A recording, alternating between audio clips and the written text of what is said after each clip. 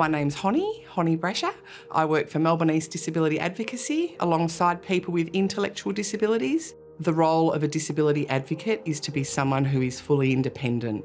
We often see family members who are fantastic, who support their family members with disability and providers around them, but often there is conflict between the providers and families. So I think it's really important to have someone independent there when that happens so that the person with disability has a voice. Also, when there's urgent plans that need to be reviewed, I think that there's an advocate's role in there, I suppose, pushing the NDIS and the support coordinators to make sure that people can get their services when they need them and not have to wait. Support coordination is a great example.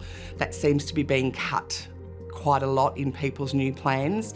And I think the support coordinators use up the funding and they still may have 6 or 8 months to go in the plan and then they just have no support. So I think there's a balance there between support coordinators actually going back to NDIS asking for more funds so that they can do the work, but we are often rung and asked to say, can you organise meetings? Can you sit in on these meetings?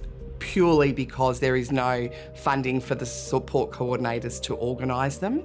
We do need to support people as advocates, but our role is certainly not an everyday support. We don't have capacity to do that at all. We're certainly not there to drive people around, or we're certainly not there to buy people's clothing. While they are worthwhile things, that's not really part of what an advocate's role is. Our job is to work alongside that person with disability, to have a say, to have a voice, to use the capacity that they have to be able to live their lives to the best of their ability, not to make decisions on behalf of them. That's not what our role is. We're constantly asked to sign off on agreements for people. If people do not have family or nominees to sign off on their behalf, I believe as advocates that the agreement should remain unsigned.